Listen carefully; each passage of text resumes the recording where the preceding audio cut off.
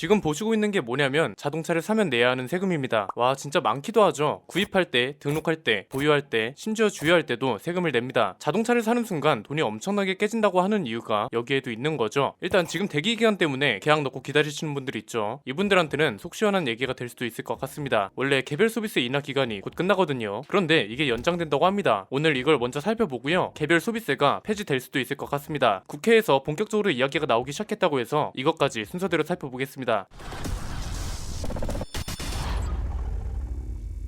원래 승용차 개별 소비세 인하 혜택이 6월이면 종료되는 거였습니다. 이것도 원래 작년 12월이면 끝나는 거였죠. 그런데 왜 연장됐나요? 출고 대란이 워낙 심하니까 내가 계약할 때까지만 해도 인하 혜택을 받을 수 있었는데 출고 대기가 길다는 이유로 인하 혜택을 받을 수 없는 문제가 생겼잖아요. 일반적인 상황이었으면 길어야 2개월에서 3개월만 기다리면 출고를 받았는데 이때까지만 해도 1년 넘게 대기하는 차들이 꽤 많았거든요. 개별 소비세 혜택은 출고일 기준으로 하는 거라서 예를 들어 내가 계약한 날짜가 4월 1일이에요. 그런데 개별 소비세 혜택이 올해 12월에 끝나고 출고 는 다음에 1월 5일이에요. 그러면 개별 소비세 인하 혜택이 종료됐을 때 출고를 받는 거라 혜택을 못 받는다는 게 문제였습니다. 그래서 이 반발을 줄이고자 올해 6월까지 연장한 건데 지금 상황이 어떤가요? 얼마 전에 대기 기간 총 정리해드렸죠. 소렌토랑 스포티지는 18개월 이상이 걸리고 전기차는 1년이 기본입니다. 그래서 지금 정부에서 이런 상황을 감안해서 개별 소비세 인하 기간을 6개월 더 연장하기로 했다고 합니다. 그리고 세부적인 논의에 들어간 걸로 보도가 나왔습니다. 이게 진짜 지금 계약하고 기다리는 사람들한테는 큰 혜택일 수밖에 없는 이유가 있죠. 지금은 30%가 인하돼서 개별 소비세를 3.5%만 내면 됩니다. 그런데 이게 끝나면 5%를 내야 합니다. 만약에 4천만원짜리 차를 산다 치면 3.5%면 140만원이거든요. 5%면 200만원입니다. 60만원이면 엄청 큰 차이죠. 기획재정부 관계자도 이렇게 말했습니다. 반도체 수급난 등으로 차량 출고 지연 현상을 인지하고 있다. 개소세 인하 연장을 검토 중이다. 이렇게요. 지금은 일단 6개월 연장이 가장 유력하고 7월에 발표한 세제 개편안에 반영할 예정이라고 합니다. 인하 방향으로 가닥이 잡혔고 연장하기로 한 상황에 내부 논의가 들어갔다니까 일단은 안심입니다. 그런데 저는 개소세 인하 뉴스를 볼 때마다 이런 생각이 들더라고요. 자동차랑 관련된 세금들 있죠. 이거 이제 좀 정리할 때가 되지 않았나요? 줄일 건 줄이고 낡은 건 교체해야죠. 개소세가 지난 4년 동안 무려 7번이나 인하됐습니다. 기획재정부가 발표한 자료를 보면 2018년 7월부터 2019년 말까지 30%를 내렸고요. 코로나19 때문에 2020년 3월부터 6월까지 이때는 무려 70%를 내렸습니다. 같은 해 7월부터는 30%를 내렸고 이걸 지금까지 6개월 단위로 연장하고 있습니다. 이 정도면 소비자들 사이에서 어떤 생각이 드나요? 아니 70%나 인하해도 되고 4년 동안 이렇게 자주 내려도 문제가 없는 거면 차라리 폐지를 하지 뭐하러 매번 인하 기간을 연장한다 안 한다 난리야 이런 생각이죠. 이게 정책적으로 보면 정책 효과가 반감되는 것이기도 합니다. 전문가들은 뭐라고 하냐면요, 계속 이렇게 개소세를 인하하면 소비자 신뢰를 떨어뜨린다고 말합니다. 이게 개소세를 인하하지 말라는 게 아니라 아예 폐지하라는 겁니다. 그냥 비교를 해볼까요? 부가세 같은 건 인하하거나 그러지 않죠. 안정적인 세금이거든요. 그냥 물건을 살 때 의무적으로 내는 세금이구나 생각하고 내잖아요. 그런데 개소세는 지금 몇 년째 인하를 한다, 인하 기간을 연장한다 이런 소리가 나옵니다. 처음에는 와 혜택을 준다고 이참에 차나 바꿔볼까 이렇게 소비가 촉진됩니다. 개소세 인하 정책 자체가 원래 그런 취지이기도 하니까요. 그런데 매년 인하한다고 발표하고 인하 기간을 6개월에 한 번씩 연장하면 그건 특별한 혜택이 아니라 일상인 거잖아요. 우리가 마트에서 아이스크림 1,000원 하던 게 어느 순간 500원으로 세일한대요. 이게 처음에는 와 우리 동네 마트가 저렴하구나 이렇게 생각했는데 이제는 전국 모든 마트가 50%는 기본이잖아요. 이제는 세일이 아니고 그냥 일반적인 가격으로 통하거든요. 마찬가지입니다. 개소세도 이렇게 계속 가면 소비 촉진 효과도 감소하고 혜택이 끝나거나 줄어들면 자동차 판매가 둔화되는 일이 반복된다는 거죠. 이게 계속 문제가 되니까 자동차 개별 소비세를 폐지해야 한다는 목소리가 본격적으로 나오기 시작했습니다. 국회에서도 나오기 시작했는데 일단 소비자 단체에서는 국민 2명당 한 대씩 차를 보유하고 있는데 여기에 사치품 소비를 억제하기 위해 도입된 개별 소비세를 부과하는 건 시대 흐름에 맞지 않다 이렇게 지적했고요. 국회에서는 양양자 더불어민주당 의원이 3천만원 미만 자동차는 개소세를 면제하자 이런 개정안을 냈고 윤영석 국민의힘 의원은 승용차 개소세를 아예 폐지해야 합니다 이런 법안을 발의했습니다. 이건 결국 무슨 소리예요? 국회에도 본격적으로 등장하기 시작했고 국회의원들이 제대로 논의하고 추진만 한다면 폐지될 수 있는 상황이 코앞까지 왔다는 거죠. 개별 소비세 폐지라는 건 그렇게 이상한 일이 아닙니다. 이미 개소세는 여러 번 폐지됐거든요. 개별 소비세가 예전에는 특별 소비세라고 불렸습니다. 특별 소비세법을 근거 법률로 삼아서 1976년에 공포됐고 1977년부터 시행됐거든요. 그리고 2007년에 개정 법률이 공포되면서 2008년부터 개별 소비세법으로 이름이 바뀌었습니다. 특별 소비세의 도입 목적은 뭐였나요? 사치성 물품의 소비를 억제 억제하려는 취지로 도입된 거죠. 그래서 옛날에 사치품이라 불렸던 거 있죠. 카메라, 피아노, 스키나 골프용품, 심지어 설탕, 냉장고, TV, 세탁기까지 특별 서비스 부과 대상이었습니다. 그런데 지금은 어떤가요? 설탕 살 때 개별 서비스를 내지 않죠. 냉장고랑 TV, 세탁기 이런 것도 안 내잖아요. 왜? 이제 이건 사치품이 아니라 필수품이 됐으니까요. 자동차도 이제 바뀌어야 한다는 겁니다. 국민 2명당 1명이 가지고 있다면서요. 자동차 등록 대수는 이미 2,500만 대를 육박한 상황입니다. 개별 서비스를 자동차에 붙인다는 건 우리나라 국민 2명 중 1명이 사치를 부린다는 건가요? 그건 아니잖아요. 이렇게 계속 연장만 하지 말고 이미 법안도 발의됐다면서요. 본격적으로 논의하고 폐지될 때라는 거죠. 개별 서비스가 폐지됨과 동시에 자동차랑 관련된 세금들도 대폭 개선되어야 한다고 봅니다. 아까 영상 시작할 때 자료 보여드렸죠? 다시 한번 볼까요? 자동차를 사면 내야 하는 세금만 12가지에 달합니다. 일단 자동차를 구입할 때는 개별 소비세, 교육세, 부가가치세 이런 걸 냅니다. 부가가치세까지는 알겠습니다. 그런데 자동차를 사는데 교육세는 왜 내는 건가요? 자동차를 등록할 때도 내죠. 취득세랑 공채 매입비요. 공채 매입비는 완전 세금은 아니고 준조세라고 부릅니다. 자동차를 보유하고 있을 때도 냅니다. 자동차세까지는 오케이, 알았다 이거예요. 그런데 지방교육세는 여기에 왜 포함되는 건가요? 이게 따로 내지 않아서 모르는 분들이 많은데 자동차세 낼 때 여기에 지방교육세도 포함되어 있습니다. 자동차를 운행할 때도 냅니다. 사실 이건 자동차 관련 세금이 아니라 유류세가 정리되어야 하는 건데 여기에는 무려 세금이 5가지입니다. 교통에너지 환경세, 개별 소비세, 교육세, 주행세, 부가가치세. 이 정도면 자동차를 진짜 사치품으로 분류하고 있다는 거죠. 요즘 가뜩이나 차 가격도 비싼데 세금까지 낡은 기준으로 이렇게 많이 내야 하는 건가 싶습니다. 진짜 100번 양보해서 세금을 걷는 것까진 좋다 이거예요. 그런데 이 세금을 왜 내는지는 아무도 모릅니다. 자동차랑 관련된 가장 대표적인 세금이 자동차세죠. 자동차세도 어떤 명분으로 걷고 어디에 어떻게 쓰이는지 제대로 아는 분 계시나요? 거의 없을걸요. 이게 약간 미세먼지랑 비슷한 것 같습니다. 우리나라에서 중국발 미세먼지 문제가 한창 터지기 시작할 때 굉장히 우왕좌왕했단 말이죠. 이때 사람들이 제일 헷갈려하고 몰랐던 건 뭔가요? 미세먼지는 대체 어디서 어떻게 측정을 하고 좋고 나쁨의 기준을 누가 정하냐 이거였습니다. 마찬가지입니다. 자동차 관련 세금들도 내는 명분이 뭐고 이게 어떻게 쓰이고 뭘 기준으로 잡히는 세금인지 정도는 알아야죠. 이건 국가가 나서서 충분히 설명해줘야 한다고 보고요. 이게 제대로 안 된 채로 유지된다는 건 국가의 직무유기라고 생각합니다. 국세청 홈페이지에 들어가 보면 국세청이 하는 일이 상세하게 나오거든요. 국세청에서 하는 일은 크게 2가지라고 합니다. 그중 첫 번째가 뭐냐면 납세자가 자신의 납세 의무를 제대로 이행할 수 있도록 안내하고 도와주는 서비스 기능을 하는 거라고 합니다. 그리고 이걸 위해서 국세청은 법령 해석, 세금 신고 안내, 세금 해설 책자 제작과 배부, 세무 상담 같은 기능을 수행한다고 합니다. 이 중에서 법령 해석이랑 세금 해설 책자 받아본 분 있으신가요? 없잖아요. 법령 해석까지도 안 바랍니다. 적어도 왜 내는지만 설명이라도 해달라는 겁니다. 이걸 설명할 수 있는 방법은 너무 간단하잖아요. 정부 차원에서 어차피 계속 이슈가 되고 있는 이런 시국에 보도 자료를 한번 내든지 아니면 자동차를 팔 때 영업사원이 세금 관련 내용을 간단하게라도 첨부할 수 있게 하면 됩니다. 저는 세금 진짜 열심히 내고 있거든요. 세금을 내야 우리한테 혜택도 돌아온다고 생각하니까요. 그런데 적어도 내가 이 세금을 왜 내야 하고 어디에 쓰이는지 정도는 알았으면 합니다. 자동차와 관련된 세금이라면 최소한 도로 정비라도 제대로 하든지 하다 못해 차선이라도 비 오는 날 제대로 보일 수 있게 칠해주든지 해야 하는데 이런 걸 보면 글쎄요. 세금이 제대로 쓰이고 있는 걸까요? 아니면 최근에 차고지 증명제가 또 이슈잖아요. 이렇게 걷는 세금으로 주차장이라도 지어주든가요. 국가에서 운영하는 공영 주차장이면 주차료도 받을 수 있잖아요. 못하는 건지 안 하는 건지 모르겠습니다. 계속 인하해도 될 정도로 명분 없는 세금이면 폐지하는 게 맞고요. 그게 아니라면 충분히 설명하고 관련 세금들을 정리해야 합니다. 오늘 내용은 여기까지입니다. 저는 김승현 안PD의 스포일러 안PD였습니다. 감사합니다.